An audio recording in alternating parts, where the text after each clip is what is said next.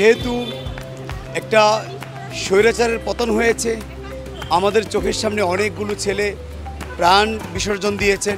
এই রক্তগঙ্গা আমরা সহ্য করতে পারছি না বলেই অনেকটা ক্ষোভ, আক্ষেপ, শোক অন্তরে গেঁথে রেখেছি দীর্ঘদিন ধরে।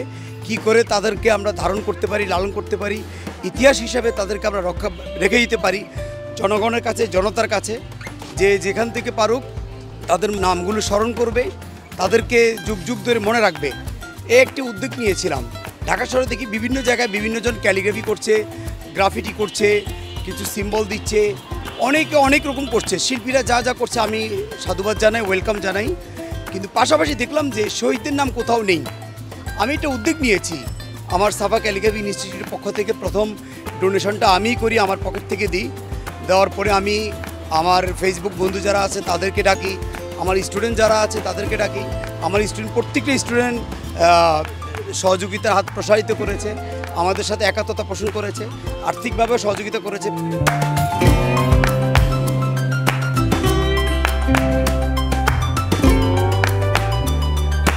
আমরা শুরু করলাম ওখানে আবু সাইদ এবং মুগ্ধর নাম দিয়ে।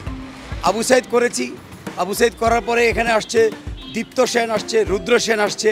হ্যাঁ, এই হিন্দু ছেলেগুলোর নাম পেয়ে আরও অনুপ্রাণিত হলাম। আমাদের এই মহান এই স্বৈরাচার যুদ্ধে আমরা বিজয় লাভ করেছি, আমাদের সাথে কিছু হিন্দু হয়ে যুক্ত ছিলেন, তাদের নামগুলো আমি খুব সুন্দরভাবে অলঙ্করণ করি। পাশাপাশি আমাদের শহীদের নাম একের পর এক আসতে থাকে। আমরা যখন কিছু নাম 20-25 জন নাম লিখেছি, নাম লেখার পরে আরও সিরিয়াল বাই সিরিয়াল আসতেছে একের পর এক। আমরা ঘেটে ঘুটে দেখলাম যে অসংখ্য এত শহীদের নাম আমরা কীভাবে শেষ করব, কতদিন আমরা শেষ করব, আমাদের জায়গাও কম। তারপর আমরা উদ্যোগ নিই, আশেপাশে যারা সমন্বয়ক আছেন, এলাকাবাসী আছেন, প্রত্যেকের সাথে কথা বলি এবং প্রত্যেকেই স্বতঃস্ফূর্ত সহযোগিতা করেছেন, সহযোগিতার হাত প্রসারিত করেছেন। আমাদেরকে তারা আর্থিকভাবে আমাদেরকে খাবার দিয়েছেন, পানি দিয়েছেন, যে যেখান থেকে পেরেছেন আমাদেরকে 2 হাত প্রসার করে আমাদেরকে সহযোগিতা করছেন এখন পর্যন্ত।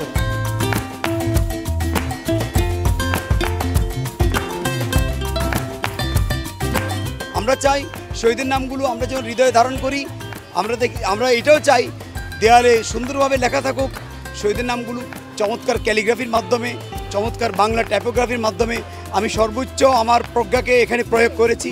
আজকে দীর্ঘ 27-28 বছরের ক্যালিগ্রাফির অভিজ্ঞতাকে আমি এখানে প্রয়োগ করার চেষ্টা করেছি।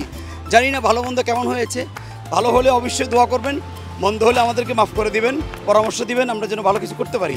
আমি প্রথমত যে জিনিসটা চিন্তা করেছি যে অনেকে অনেকভাবেই করেছে, করুক না সে তার মতো করে, কিন্তু বাংলা যে আমার মাতৃভাষা, এই ভাষা নিয়েও কিন্তু একটা যুদ্ধ হয়েছিল। এই ভাষার জন্য মানুষ জীবন বিসর্জন দিয়েছেন, এই ভাষার জন্য মানুষ রক্ত ঝরিয়েছেন। চিন্তা করলাম আমি একটা সুযোগ পেয়েছি, এই সুযোগে আমি আমার বাংলাটাকেও আমি আবার সমুন্নত করতে চাই। বাংলাও চমৎকার ক্যালিগ্রাফি হয়,